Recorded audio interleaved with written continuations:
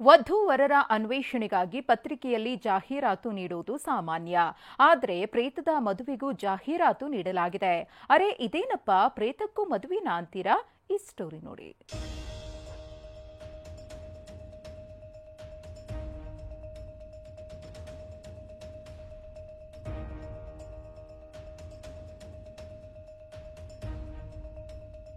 ಅಲ್ಲೊಂದು ಆತ್ಮ ಪರಿತಪಿಸುತ್ತಿದೆ.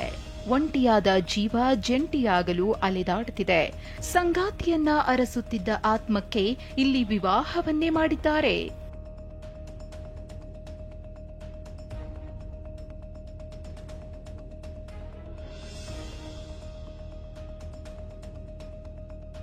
ಕಣ್ಣಿಗೆ ಕಾಣದ ಜೀವಗಳಿಗೆ ಇಲ್ಲಿ ಮದುವೆ ಮಾಡುತ್ತಿದ್ದಾರೆ. ಅಷ್ಟಕ್ಕೂ ಅಲ್ಲಿ ನಡೀತಾ ಇರೋದು ಪ್ರೇತಗಳ ವಿವಾಹ. ಇದೀಗ ಪ್ರೇತವೊಂದಕ್ಕೆ ಅಗಲಿದ ವರಬೇಕೆಂದು ಕುಟುಂಬದವರು ಜಾಹೀರಾತನ್ನೇ ನೀಡಿದ್ದಾರೆ.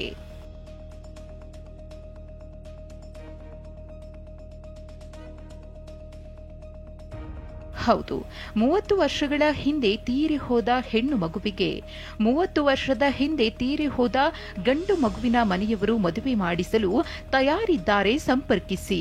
ಹೀಗೊಂದು ಜಾಹೀರಾತು ಸಿಕ್ಕಾಪಟ್ಟೆ ವೈರಲ್ ಆಗ್ತಿದೆ. ದಕ್ಷಿಣ ಕನ್ನಡ ಜಿಲ್ಲೆಯ ಪುತ್ತೂರು ಮೂಲದ ಕುಟುಂಬ ಈ ಜಾಹೀರಾತು ನೀಡಿದೆ.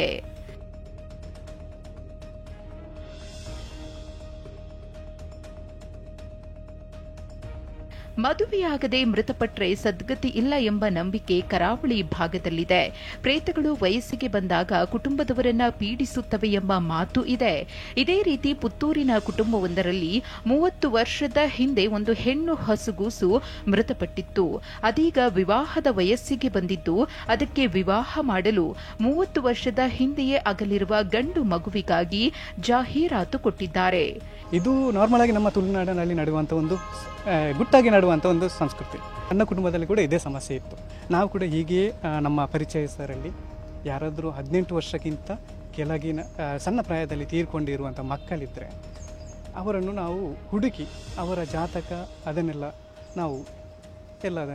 ನಾವು ನಾರ್ಮಲಾಗಿ ಯಾವ ಮದುವೆ ಮಾಡ್ತೇವೆ ಅದೇ ರೀತಿ ನಾವು ಕೂಡ ವಿಶ್ಲೇಷಣೆ ಮಾಡಿ ಅವರಿಗೊಂದು ಮದುವೆ ಅಂತ ಕಾರ್ಯ ಮಾಡ್ತೇವೆ. ಪ್ರೇತಗಳ ಮದುವೆ ಕೂಡ ಹೆಣ್ಣು ಗಂಡು ನೋಡುವ ಶಾಸ್ತ್ರದಿಂದ ಹಿಡಿದು ನಿಶ್ಚಿತಾರ್ಥ ಧಾರೆಯವರೆಗೂ ಸಾಂಪ್ರದಾಯಿಕವಾಗಿ ಶಾಸ್ತ್ರೋಕ್ತವಾಗಿ ನಡೆಯುತ್ತೆ. ಆಷಾಢ ತಿಂಗಳ ರಾತ್ರಿ ವೇಳೆ ಗೌಪ್ಯವಾಗಿ ಅವರ ನೆನಪಿನೊಂದಿಗೆ ಮದುವೆ ಜರುಗುತ್ತೆ. ತೊಟ್ಟಿಲ ಮಗುವಿನಿಂದ ಶುರುವಾದಂತಹ ಸಂಸ್ಕೃತಿ ಸತ್ತ ಹೆಣದ ನಂತರವೂ ಪ್ರೇತಗಳಿಗೂ ಇರುವಂಥ ನಾವು ಸಂಸ್ಕೃತಿಗಳ ಜೊತೆ ಬದುಕುವಂಥದ್ದು. ಅದಕ್ಕೋಸ್ಕರ ಪ್ರೇತಗಳ ಮದುವೆಗೆ ಅತ್ಯಂತ ಒಂದು ಮಹತ್ವ ಇದೆ, ಭಾವನಾತ್ಮಕವಾದ ಮಹತ್ವ ಇದೆ. ಅದು ನಮ್ಮೊಳಗಡೆ ಸರಳ ರೀತಿಯಲ್ಲಿ ಕುಟುಂಬದೊಳಗಡೆ ಒಂದು ನಡೆಯುವಂಥ ಕ್ರಮಗಳಿತ್ತು. ಇದೇನಪ್ಪ, ಪ್ರೇತಗಳ ಮದುವೆ ಎಂದಾಕ್ಷಣ ದಿಗಿಲು ಬಡಿದು ಆಶ್ಚರ್ಯ ಎನಿಸುತ್ತೆ. ಆದ್ರಿದು ತುಳುನಾಡಿನ ಬಲವಾದ ನಂಬಿಕೆ. ಅಶೋಕ್, TV9 ಮಂಗಳೂರು.